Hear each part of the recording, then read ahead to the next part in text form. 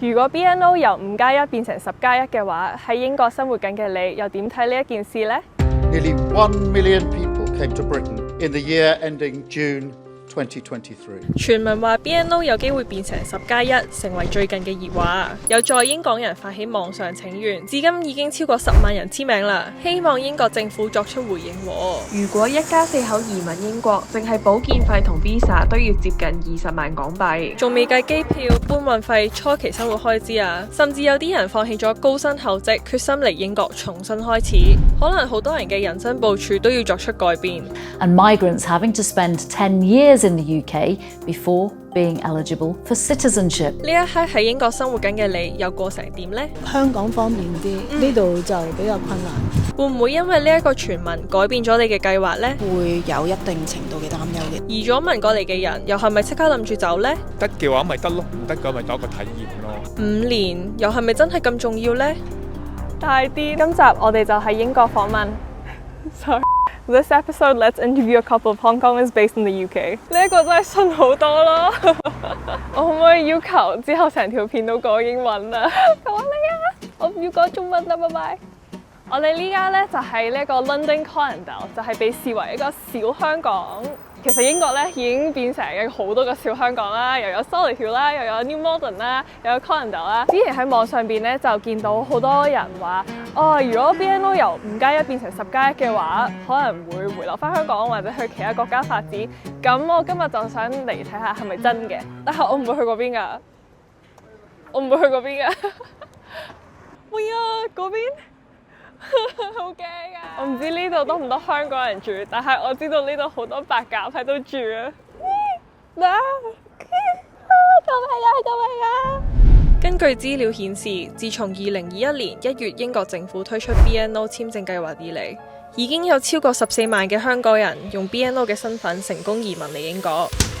截至2024年9月，總共批出咗18萬個簽證，當中有超過15萬人已經踏足英國土地展開新生活。而喺咁多地方入邊呢，倫敦就成為最多香港人選擇定居嘅城市之一。喺 Colindale 呢幾年呢，就有大約65% 嘅租售交易呢都係嚟自香港嘅買家。哇，3100磅，係啊，3房大概3100。我租得起嘅地方應該就係呢一度。返屋企啦，拜拜。而當中超過1/4選擇咗定居喺倫敦，即係大概有4至5萬名香港人現時居住喺倫敦，而呢個數字仍然上升緊㗎。點解會有 BNO 變10+1呢個傳聞呢？其實就係因為英國政府早前推出咗一個 equalization 嘅方向，就係想將所有申請永居嘅年期由5年變成10年。有啲傳統嘅技術工簽、工作簽證要住5年甚至10年先攞到永居，而 BNO 計劃本身5年就可以攞到永居，所以就有機會作出調整啦。This is a significant shake-up that's increasing both skill and salary thresholds. 再加上喺2024年初，移民政策收緊成為英國政界嘅熱話，政府話要減移民數字，縮緊簽證通道，所以呢幾個月就燒到嚟 BNO 呢一笪啦。We've seen big falls in those numbers last year. Colindale 最多香港人嘅地方呢，應該就係呢一度啦。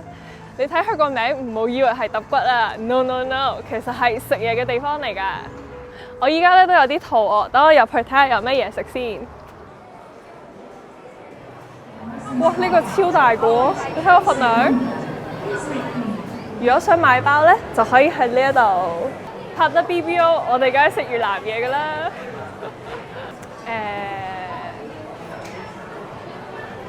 係咪香港人啊？想問下你係咪香港人啊？我會繼續努力㗎啦。Let's go。試下，我想問下你係咪香港人啊？我想問下你係咪 BNO 過嚟嘅？有留意嘅，但係我希望佢唔會發生咯。都唔會擔心嘅，因為我過咗嚟都應該繼續留喺度啦。都會有一定程度嘅擔憂嘅，但係我覺得起碼幾年都會留喺度先。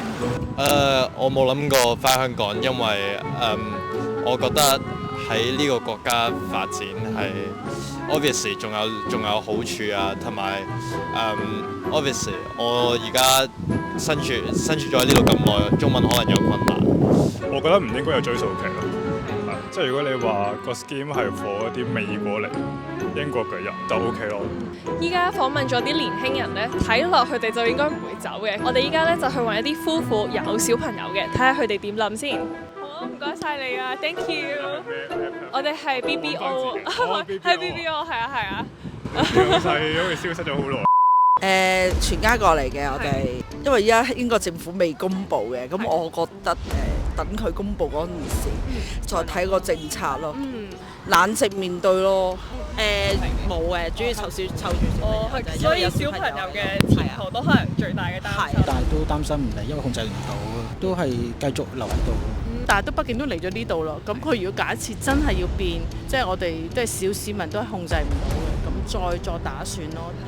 個生活而家可能 stable 咗，咁其實我又唔覺得好大個變化住。我小朋友都即係融入咗呢度嘅生活啦，咁啲同學仔咁樣，我諗唔會嘅，咁咪照行咯，咁咪即係再度打算可能咁咪俾政府食下啲錢咯。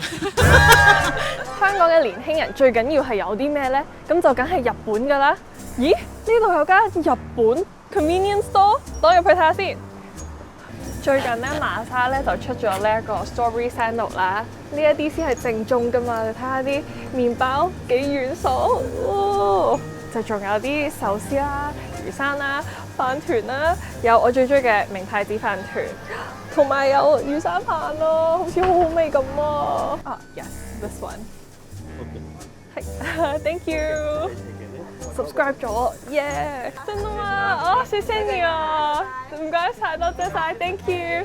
哇，好唔好意思啊，佢哋係硬塞張卡俾佢，佢都唔要喎，咁點算啊？我就好厚面皮咁樣行咗出嚟。我諗我咁大個女咧，見過最嚴重嘅抄牌係真係呢一次啊！究竟可以有幾多張罰單啊？大癲，佢應該爭人好多錢啊！可能移咗民，離開咗英國。Hello， 唔好意思啊，我想問下你係咪香港人嚟嘅？有啊，出咗個 petition pass 咗過10萬人㗎嘛。其實嚟得呢度嗰啲人咧，都連根拔起香港都都好少可會話會回流嗰啲㗎啦。咁啊，如果真係變10加1嘅，唯有硬食啦。咁啊，不過依家就多咗人出聲，佢應該會考慮下，會挑戰下嘅。冇㗎，冇乜㗎。對我哋呢個年紀差唔多60歲嘅嚟講，都冇乜點其他個行㗎，係啊，都係等嘅啫。如果到時真係10年嘅話，咁先再諗計嗰條數啦。因為其實而家計晒數㗎啦，唔計係 sustain 到嘅。咁但係 once 10加嘅話，咁我就要諗到如果真係要留多5年嘅話，就會再點樣得嘅話咪得咯，唔得嘅咪當一個體驗咯。你哋係啱啱先過嚟英國定係喺度好耐㗎啦？幾廿年啊！我哋以前都係要5年啦，變咗我哋走咗過嚟，習慣咗呢度嘅生活，我哋翻香港又唔慣。佢哋嗰啲新嚟嗰啲有啲佢唔習慣啊，因為佢可能會係揾工啊。香港方便啲，呢度就比較困難，即係食啊、生活各方面啊都冇香港咁方便咯。咁除咗方便呢樣嘢咧，譬如居住環境啊，或者你接觸嘅人同事咧，可能係即係會比香港係好啲咯。如果佢哋要改嘅話咧，真係要改，我諗要打官司，都可惜㗎。如果真係去到咁嘅情況，都可惜㗎，因為幾年下來咧都適應咗㗎啦嘛。係。咁我哋其實都 interview 咗好多唔同嘅香港人啦，就算有後生嘅又有家庭嘅又有，退休人士嘅又有。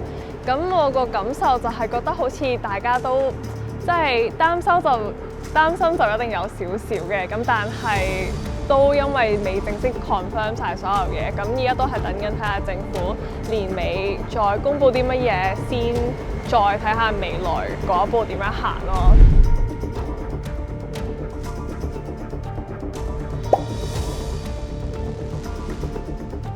即係感覺上好似好多人嚟英國之前都已經諗咗好耐 plan 咗好耐，即係計過自己係有足夠嘅金錢先嚟英國嘅，咁所以嚟到呢一步可能又未真係話好擔心話要即刻走咁樣，佢哋可能都係睇下點先再算咯。最後我想講一樣嘢，我今日咧真係行到腳都跛啦，跟住口都乾埋，所以可唔可以請我飲翻杯嘢先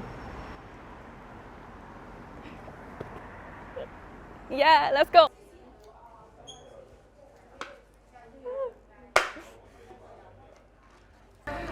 今日真係好攰，我唔會再拍㗎啦。就算有人訪問，我都唔會再去㗎啦。拜拜。